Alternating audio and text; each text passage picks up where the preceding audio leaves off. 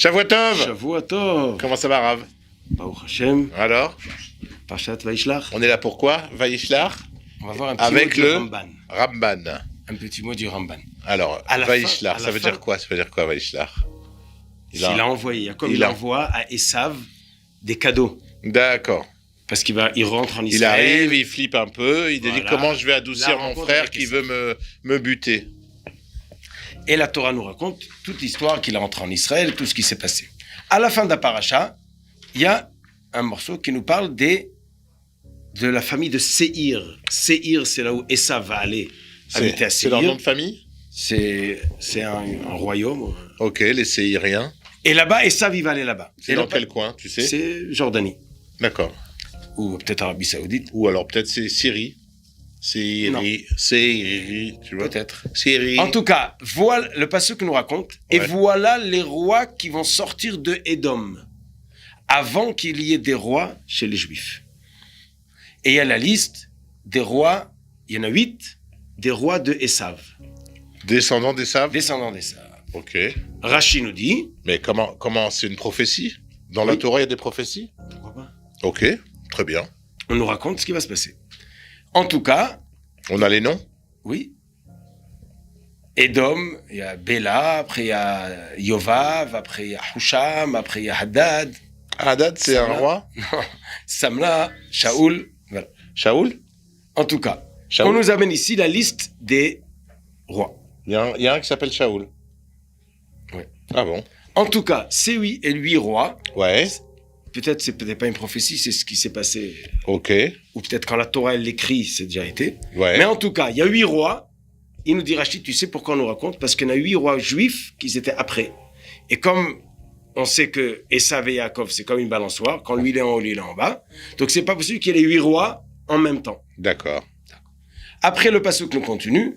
Voici les aloufim de Esav. Alouf, c'est un commandant. Ouais. Et on a une liste de 10 aloufim. Sympa. Et l'avant-dernier, le dernier, il s'appelle Alouf Magdiel, Alouf Hiram. Voici les aloufim de Édom. Esav, c'est le père de Édom. Pourquoi la Torah nous raconte ça? Alors Rachid dit 2 mots. Magdiel, c'est qui le Alouf Magdiel? C'est Rome. Le Ramban, lui, il se pose la question, il dit, mais Rome, c'est pas un Alouf, c'est pas un commandant. C'est un royaume terrible, c'est le royaume du monde entier. Bah oui. Comment tu me mets ça comme ça? Comme un commandant, même pas comme un roi. Alors il dit le Ramban, ça, c'est 10 rois de Édom, et que le 10e, ou le 9e et le 10e, eux, étaient rois sur le monde entier. Ça veut dire comme ça. Il dit le Remez, qu'il y aura 10 rois chez Édom. Ok. Édom, c'est le 4e royaume. Le premier royaume du monde, c'est Bavel. Ok. Le 2e, c'est Paras et Madaï. Le 3e, c'est Yavan, c'est des Grecs. Le 4e, c'est Rome. Il dit, dans le 4e royaume, Il parle pas de Trump et de Poutine? alors peut-être qu'ils font partie de dedans. Mais en tout cas, dans le 4e royaume qui est Rome, il y a 10 parties. Il a 9 aloufim qui vont être sur Rome tout seul. Et le 10e, lui, va se propager dans le monde entier. Et lui s'appelle Magdiel. Le mot Magdiel, c'est Gadol El. Il est Gadol sur tous les dieux. C'est-à-dire, il va se prendre pour le roi du monde. D'accord. Et c'est quoi aujourd'hui? L'Occident, où les chrétiens, ils se prennent pour le roi du monde. Et l'islam aussi? L'islam, c'est pas un royaume, ça fait partie. En tout cas, le 10e, il s'appelle Rome. Il m'a Il va embrouillé, se là. propager sur le monde entier. C'est le remès dans le mot Magdiel. Et de même que c'est marqué ici, il dit le Raman, c'est marqué dans Daniel. Et il y aura 10 qui vont sortir, il dit dans Daniel, et ils vont s'agrandir sur tous les dieux.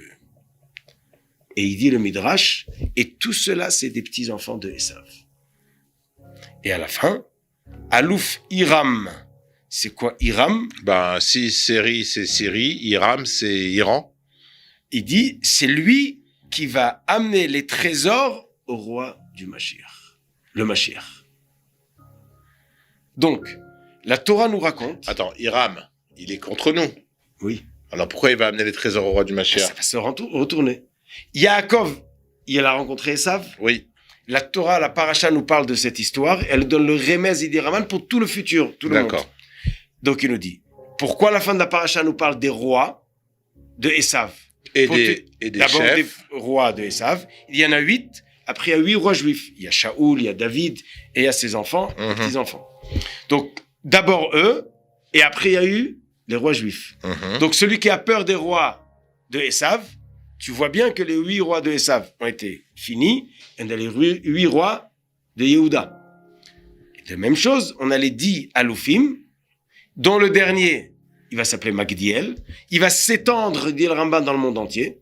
C'est le 10e, le 9e de Esav.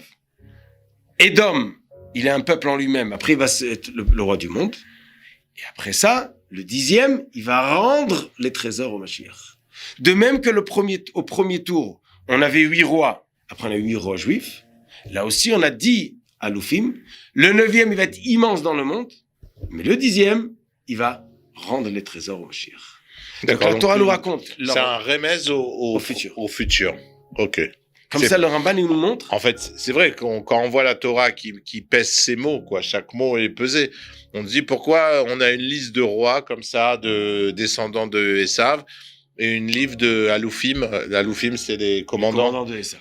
Donc c'est vrai qu'a priori. Donc en fait, c'est un remèze de ce qui va se passer à la fin. Et dans leur nom, on voit. Et on voit comment l'Occident il est devenu énorme. Rome qui s'est propagé dans le monde. Et de l'autre côté, le dernier, c'est Hiram. Et le Midrash dit, c'est lui qui va ramener les trésors au Melech HaMashiach. Non, écoute. Donc, on a passé 99% de l'histoire, ou 3/4, ou je sais pas combien, mais en tout cas la majorité.